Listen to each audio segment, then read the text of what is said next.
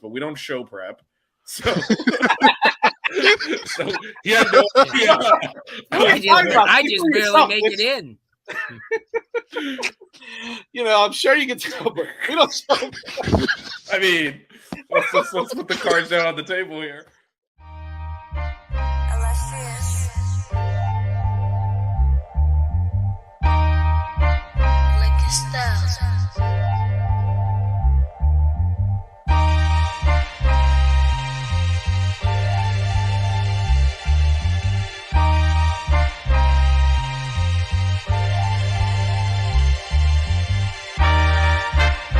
Miami Hurricanes, yeah. You know the name already. It's Mercy. Ha ha.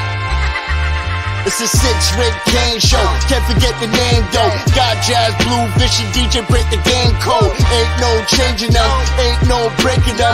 Real put alive from the Hard Rock Stadium. Ball 14 for the orange and green. We see the 6-ring champs. It's more than a dream. This is life on the field. Beyond 100 yards, a hurricane that's never still put a damage to your squad. The 6-ring Kane show. The 6-ring Kane show. The 6 Rings Kane show. You know.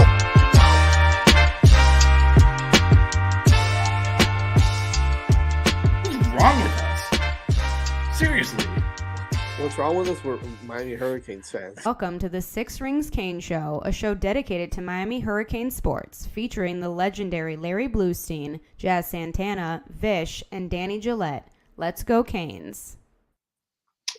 And we are back again. Again, yeah. It's FSU rivalry. It's FSU, exactly. We got heavy hitters only, and we told you we were gonna go big this week, man. I'm tired, but we're less than 48 hours away from the. I mean, at this time, 2 days from now. From the game, yeah. One way or another, the game's gonna be over. So one way or another. Well, let's put it this way. At this time on Saturday, our guest, who's coming on now, is either going to be excited to be on a post game, or he's just going to be like, "Let's get this over with. I want to go home and I want to go to sleep." So we're hoping that he's excited to be on the post game, and we're hoping that he's going to be happy to take that drive over to the QAM studios, and of course. I'm giving it away, but let's throw it to heavy hitters only this week on the 6 Rings Kane show, baby. Let's go. There he is. Locked on Kane Zone, Mr. Alex Donno. What's going on, man? Good to have you back on the show. It's great to see both of you guys, Jazz, Vish. You know I love you, and I love this platform, and I'm part of the 5 Reasons Sports family as well. With the extra yard, so I'm happy to be here, and I hope I'm happy after the game on Saturday because I don't think I've ever been as upset in a post game. Well, okay, not including last year. Last year, let's just forget about that. But this year, it wasn't Miami's first loss, but I don't think I was ever as upset this year after a loss as I was after NC State because having to watch Miami's offense. I'll exclude Mark Fletcher because he was so good in the game, but having to watch Miami's passing offense drive after drive after drive, I was just at a loss, and that was no matter. That's interesting you say that because I listened to your post game leaving the stadium after the Georgia Tech game, and I was considering having to go over to QAM and do a wellness check on you after that one. So yeah. I was just like, how did you even talk about what just happened there? Yeah, and then I slept on it, and then the next morning I do, my Locked On Canes recap show, and this sleeping on it didn't help whatsoever. It kind of made it worse because I woke up the next morning like that really happened, didn't it? And I got to talk about it again. And you know, and you'd think we'd get tired of talking about it, but every time we try to move on, we're still talking about it now. It's like it's unbelievable. It's unbelievable. So it's been a whirlwind the last It's been a 4 or 5 days. wacky season. And I'll It's been be a honest, wacky guys, season. it's really unfortunate that because it's Florida State week, and I've tried over because I'm on every day on Locked On Canes, and I've tried to at least you can't completely move on from it when you're talking about inability to move the football, 3 interceptions and a fumble by your quarterback who looked like he completely lost his confidence and pretty much everything else. It's hard to completely move on from it, but it is a pity that shadow is hanging over our heads when like this week should just be like a celebration of, one of the best rivalries in college football. And, just how Miami played last week, it kind of takes away a little bit of, when we should be reliving memories of all the wide rights and the wide lefts and the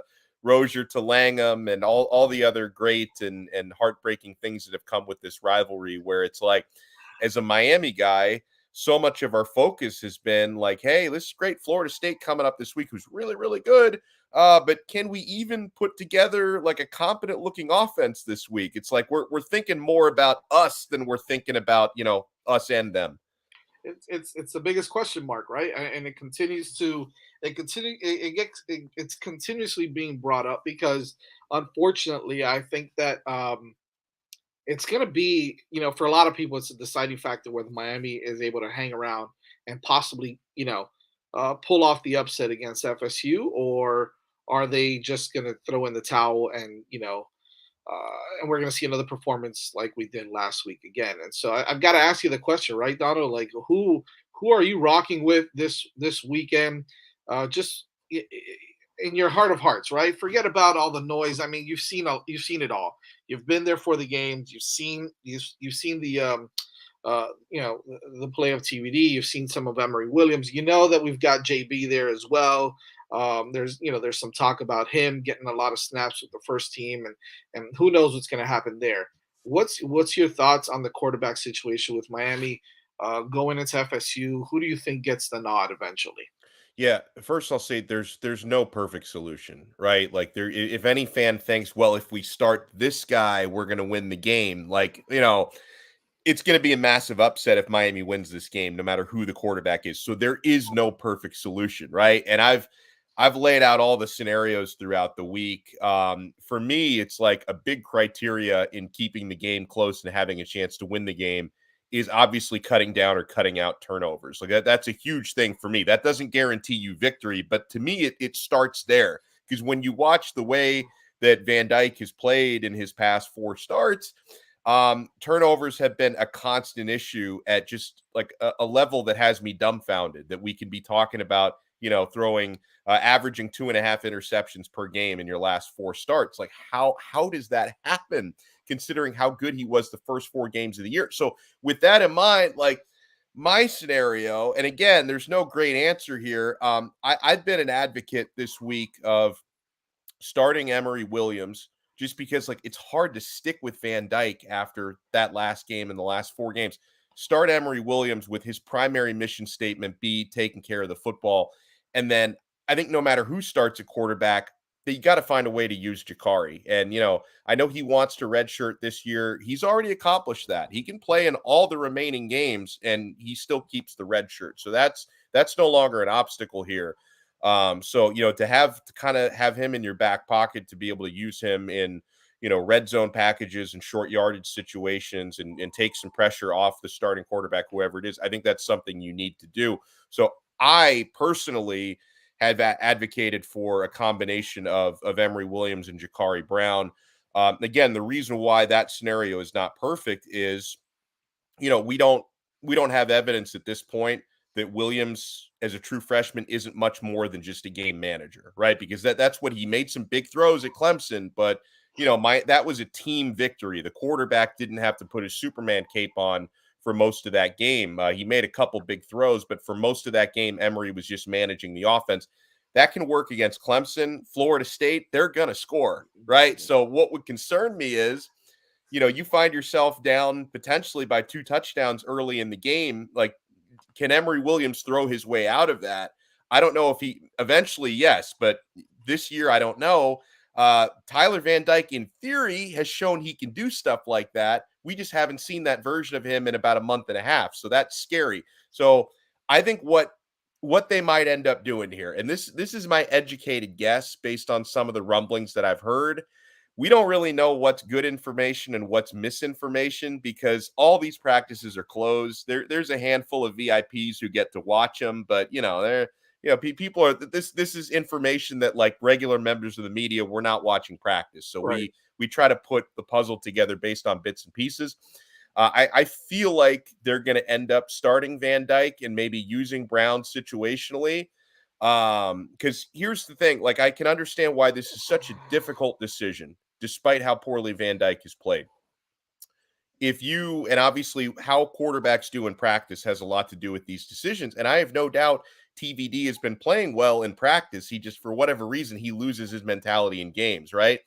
The coaches might be thinking, if we can get the best version of Tyler Van Dyke, or even like the 70% version of Van Dyke, he's the guy who in theory gives us the best chance to win this game. The problem with that is we haven't seen even near the best version of Van Dyke in so long. I have no doubt he's playing through pain, playing through injuries. I'm not making excuses for him. That's just reality. Like, I know he's not 100%. I think at this point, everybody is playing. True. But I think him more so than Jaccari most, Brown is... right? Yeah. Jaccari Brown might be 100%, actually. Yeah. No, but Donno, I'm glad you brought that up because I think there's been a lot of like fan reaction. We're kind of seeing in the chat, like, why can't we do this? Like, why can't we start a freshman quarterback? You can, but like, there's no good option here. No. It's like if you remember the movie Argo with Ben Affleck. By the way, we're looking for the best bad option. By the way, Alabama's freshman is Jalen Milroe. Right. I mean, not all okay. We knew Emory was a project quarterback coming in, so. But no, it's like I said, the movie Argo, best bad option. That's what we're faced with right now. Yeah. And so like when everyone's like, why is he doing this? Why, like, there's not a good option here. No. Like you're all making like you said, you're not going to game manage this. I don't know if he would do a lot better, but you kind of sort of wish Jake Garcia was still here just to give you another option, right? And you have to see maybe what he could do behind a competent offensive line because he didn't have that last year. Well, this is what we were talking about earlier this week, though. Even though he obviously transferred out, he's not really playing in Missouri. But that gap in your recruiting classes is why you're in this situation. You don't have that. You've got a quarterback that's been here 4 years, and then a guy who showed up on campus this year, and that's you're taking that drop down. That's where there's a gap there, and that's why there isn't like if we had a viable, sophomore that had taken a lot of snaps backup, he's probably already in there. But it's either go to the true freshman or go with the 4-year veteran, and there's nothing in between. It's not an easy decision. Everyone wants to make it an easy decision. It's not. I will tell you this: I liked the demeanor. I liked the poise and the confidence that Emory Williams did show, right? Even when he made that mistake. Now, he was managing most of the game. I do agree with you on that, Donno. The difference in why I would do the same thing is because it adds a spark, right? And unfortunately, again, I know Vish, I've mentioned this before, like these players are not robots. There's momentum. There's things that are at play here that are not physical when it comes to sports. Okay. And if you get a spark, now you've gotten some more confidence in yourself. Sometimes you play a little bit better. And when you have a quarterback that's going to be a little more vocal, well, a lot more vocal than Emory, that's going to be able to get behind you and kind of cheer you up. And it might be a spark for this offense. So you might see that might be the reason why, I would like to see Emory start with packages for Jaccari because I think you're going to have that change of pace. Because if not, what are they going to do, right? They're going to blitz all day, and they're going to have Emory try to beat that. And I don't know if he can right now, right? I think that especially with a team with a defense like FSU's defense, it's going to come after him.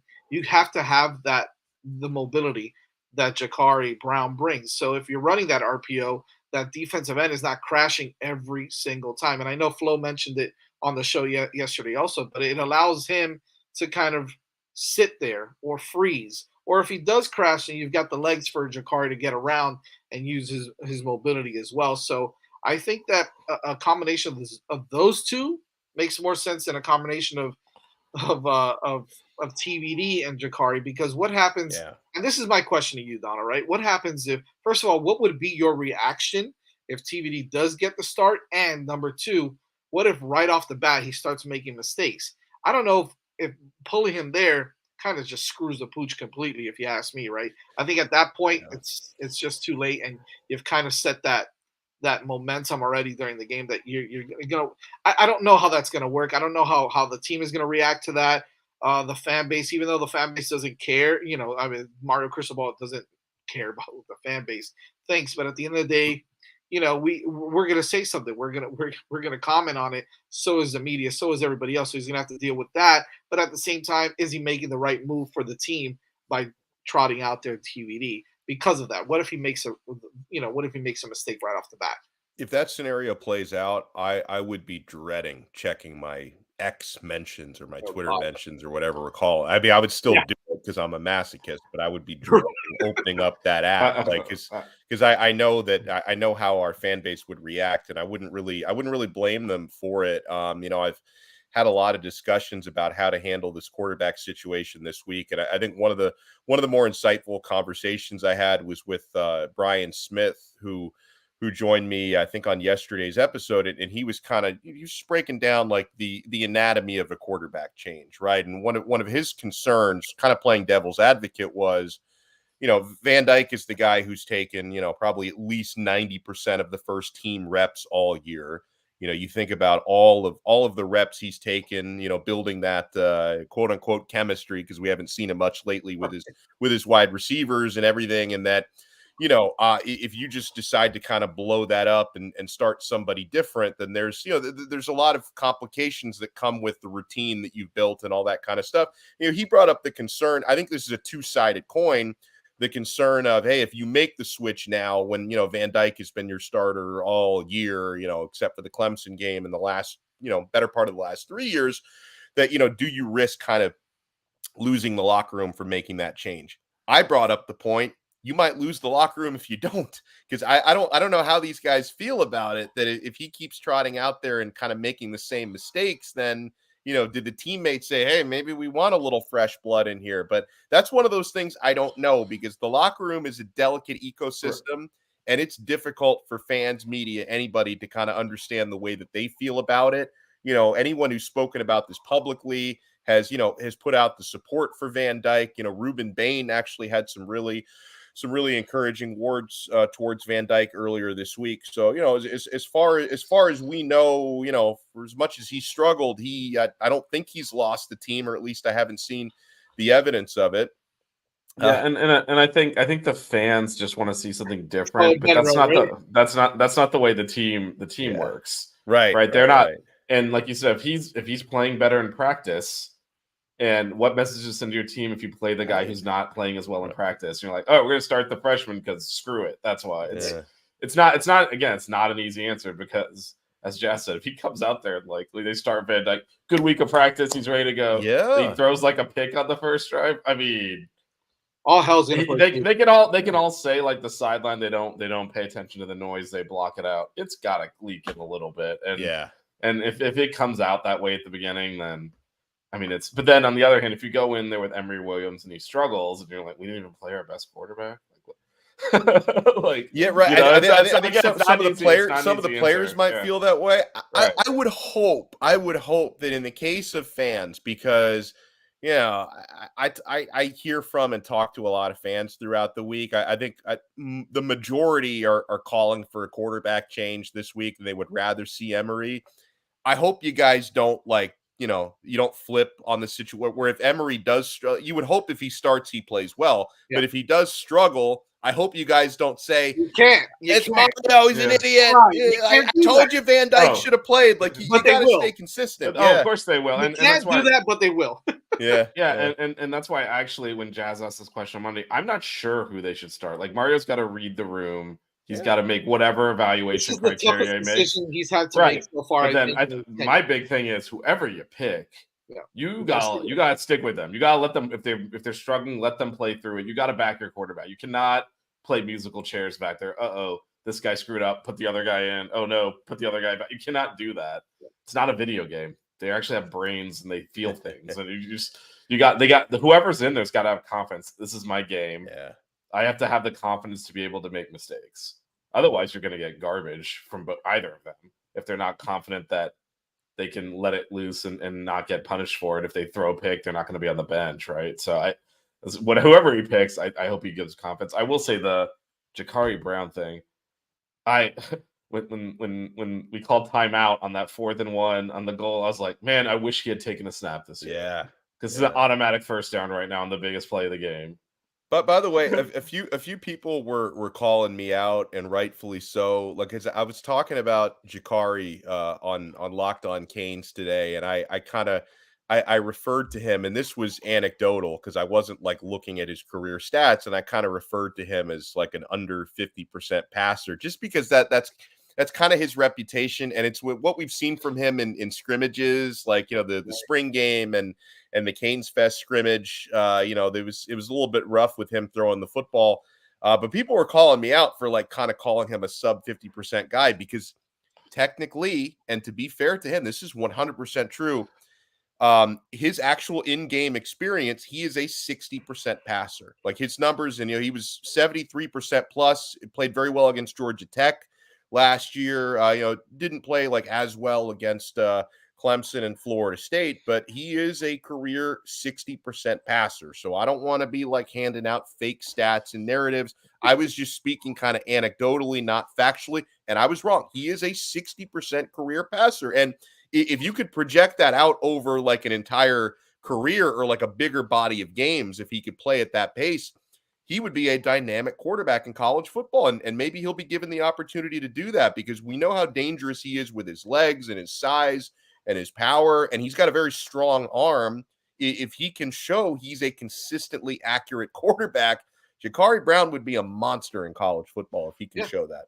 And I don't think he needs to do, let's say he does play in this game, I don't think he needs to do too much to win a game like this. I just think, again, the most important thing is not to throw the ball to the other team, right? You got to take care of the football. If you can take care of the football, make some throws here and there, but use your legs. I think that if we can do that with a guy like Jaccari, I think we've got a great shot. So, by the way, before we keep going, I love the hat, man. I don't know what Ben is talking about. Yeah, the hat was good. What are we talking about here, man? Console of a Honda Civic? I mean, I don't know, man. I don't know. I got a truck. My console's a lot bigger than that. So yeah, I mean, what kind of that's a tiny car? Yeah, I'm beat FSU always. Good positive vibes. Absolutely, man. I got a question for you now, kind of shifting gears to away from the quarterback, but to some of the skill players for both teams. I've been on the record, and I apparently am a Twitter legend now. On the record, indeed, man. On the record, indeed. Amongst my FSU Twitter found him, and they've come for him. Oh, really? Yeah, they found me. I'm so sorry. They found me. They snipped the piece, and they ran with it. And listen, I'm all for it, though, right? So thank you. We appreciate you guys listening. We got the views on the show. So. Publicity. Saying that Keon Coleman is no good and Johnny Wilson is Fragile Freddy. That was my reaction. I do agree that Johnny Wilson is Fragile Freddy. He is. He is. But Keon Coleman is a freaking stud, though. He's really good, right? But I was on record of saying that he's no good. I mean, he's good because he gets open really easily, and then that's all, right? So he's good because he gets open, he catches passes, he scores a lot of touchdowns. Other than that, he's not very good. Right. So that was the whole premise of it. I was like, okay, well, he gets, and then I kept going. I said, okay, hold on a second. He doesn't get open he's not really good just because he gets open easily. The reason I say that, and I went into my, it was all context, right? Of course, Jordan Travis being able to get out of the pocket, create some more time, allows them to create that separation, to get free, to get open easily, to catch a lot of great balls. If you notice, a lot of the balls that they catch are contested, and so on and so forth. That went on. However, the point that I was trying to make was that I think that Miami matches up really well in certain positions against FSU, particularly in the trenches. I think Miami's trenches are better than FSU's. I think right now, from a skill position, I think the wide receivers may hold a little bit of an advantage, but I wouldn't put it past our receivers. I mean, when you had a really good TVD, they were all three of them were leading the league in catches and yards, and X was having the year of his life, and and Jacoby George was catching everything, and they're still really good, but they're having issues at quarterback, which has kind of skewed their numbers a little bit, and their numbers haven't been as big as they were the first 4 or 5 games. So, what does Miami need to do from not only a skill position perspective, but aside from quarterback play, where do you see Miami kind of have the advantage or the opportunity to to kind of win this football game by playing the best at a certain position? Is there something that Miami can do from that point that could get them this W as well? Well, you're 100% right that they can hold their own in the trenches. That's the big area where Miami's closed the gap, right? Because in recent years, they would get completely outmatched by the Clemsons and the Texas A&Ms of the world at the line of scrimmage, and they flipped the script on that, right? And I think Miami might even have a slight advantage at the line of scrimmage against Florida State, where again, like you talked about it, where I could see this game being lost for Miami is at the skill positions with FSU's probably superior quarterback play, given what we've seen from Miami's quarterback play, whereas Jordan Travis is having an awesome season and he's taking care of the football. I think he's only thrown 2 interceptions this year. And Florida State's wide receiver play, whether they're given extra time to get open or not, they've been really, really good. I mean, they didn't have Wilson or Coleman last week, and they still put up 360 plus yards through the air. So it's like even some of their plan B and plan C guys can really hurt you if their studs aren't on the field. So that to me is the big difference. So for Miami, you've got to, I'm not going to say you have to be perfect, but you have to be close to it to win a game like this, because you're also in hostile territory in Tallahassee. Big thing, I think Miami can move the football in this game. Turnovers aside, I think they can move the football. Florida State, they give up some yardage in between the 20s, and they're 57th in the country against the run. So in theory, Miami could be able to move the football on the ground. Why I say in theory is if you can't throw the ball, it's going to be hard to move the football anywhere. But Miami, I think, can get pushed at the line of scrimmage. Mark Fletcher, having A.J. Allen back this week, because it looks like he's going to be back, is going to give you a nice change of pace. Maybe Henry Parrish will be healthier than he's been in the last couple of weeks. So that's an area, but you've got to finish in the red zone. Right. The Hurricanes were 1 for 3 in the red zone last week. They came out with 3 of a possible 21 points in the red zone. So you have to be better at that. And, this one's evergreen, guys. You could say this every week, but it's especially important this week. You have to be able to pressure Jordan Travis to the point where he's making off-schedule throws and he's, able to sack him. It's not easy. Like, Florida State's offensive line has not been special this year, but he's only been sacked 12 times because he's so good at escaping and making something out of nothing. So your gap integrity has to be on point, but you still have to pressure him. Like, you have to pressure Jordan Travis, make him uncomfortable, hoping for some wild throws and, some 3 and outs where you can get him. And then, again, I don't see a path to victory if Miami isn't in the plus in the turnover margin. If it's even, you lose. If you lose the turnover margin, you get crushed.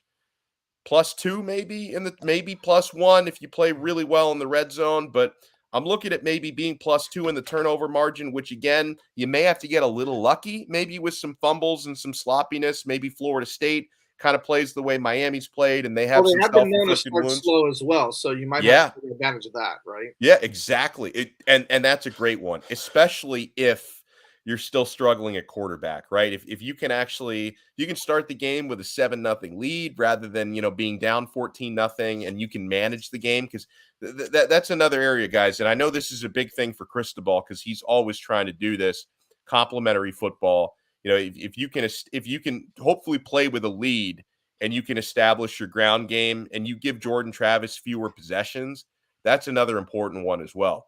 I know I make it sound like Miami's got to be perfect to win this game. You have to be relatively error-free, which is something they haven't been. You can win this game. Like, there is a path to victory here, to covering the 2 touchdown spread and winning the game outright. But it all to me starts with taking care of the football, because if you turn it over 2, 3, 4 times, you're toast. Yep. I think it's going to have to be a low scoring game.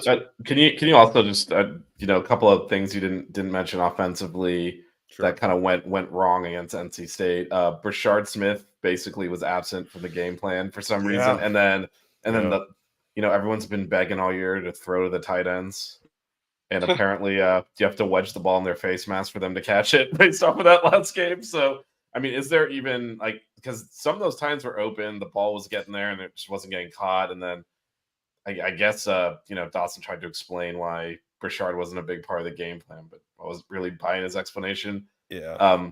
What are your thoughts there? Yeah, no, I'm glad you brought that up, because I forgot to bring that up there because there's so many other things, but I have talked about that as well this week, because Brashard Smith's only touch last week was on a kickoff return. Like, that to me is inexcusable, right? And the only target, I think, was that pass in the end zone where we kind of overthrew him on that was it. We didn't even try to get him the ball. Yeah, you got to get him involved. As far as the tight ends go, I don't know. I think Riley Williams is gonna be a stud. Like, to me, and he's getting a lot of snaps and he's blocking well. It's just I just don't know. Like, he's not ready to be Will Mallory right now. Like, he's not ready. And I'm thinking about just how much Miami misses Will, because a lot of people are looking at, hey, like, with the tight ends not getting more catches, trying to blame that completely on Van Dyke. Well, I mean, Van Dyke is not averse to throwing to tight ends. Will Mallory was Miami's leading receiver last year. I mean, there were 3 drops last week. There were 3 tight end drops. Yeah, a couple of downfield ones too that could have been big plays. So I think that one has a lot more to do with probably just with personnel right now, and it could have something to do with Dawson, because Dawson doesn't exactly have history of involving tight ends a lot in the passing game. So that would be a welcome sight. And Elijah Arroyo has been out there a little bit. I know he's not completely healthy, but maybe if he's healthier this week than he's been the last couple of weeks, there could be some hope there that he could produce something in the passing game. But Brashard Smith to me is a big one, right? And I know everyone would like to see Tyler Harrell, but I think we kind of know who he is at that point. It's just maybe not what we were hoping for when he came in the transfer portal, but you've got to hope that that Young and George are on their games, and George has had some awesome moments this year, because again, like, Florida State is going to know you've got to keep an eye on number 7. Like, that's the worst kept secret. They're going to do whatever they can to keep Restrepo from getting open. So if you can't find options elsewhere, he's not going to be able to beat them single handedly, because Florida State knows you've got a key on that guy. Right. Yep. So how else do you think the Canes can generate big plays or chunk plays? Because there were 5. I mean, as bad as the offense was, there were 5 legitimate drives against NC State. Led to 6 points because interception in the end zone, missed field goal, and then turnover on downs. If you can turn some of those into touchdowns, all of a sudden we're not talking about 6 points. You're talking about scoring in the 20s and coming out with a win. But how do they do that? How do they finish these drives? How do they get those bigger plays out of the passing game? Well, a little bit less predictability, because I think about the 4th and 1 at 3-yard line that they didn't convert. If instead of handing it off to Fletcher, had Van Dyke pulled it back, he had a wide open Colby Young in the end zone, like wide the bleep open at that point. But NC State knew they're giving it to Fletcher on 4th and 1. They did everything they could and needed to do to stop him. So I think that there's a lot of opportunity. I'll say that for Shannon Dawson this week to throw some different looks at Florida State, things that they haven't seen. Part of that could come naturally. Like, if you do change up your quarterback situation, if you do get JB involved, I think that's another way, because I think he can generate chunk yardage with his legs. I think Fletcher can as well. I know people talk about, he's not that fast, this, that, and the other. If he can find a couple of holes, he's got speed to go along with his power. And having AJ Allen back this week, I think he's probably, because they're not really using Chris Johnson because he's so young. But AJ Allen would be the guy who I think gives you the best opportunity to break off a big run. Something like that could be there for you, because again, like Florida State, their pass defense is top 25. Their rushing defense is not top 50. So I think that's kind of a hope that Miami can maybe set the tone on the ground.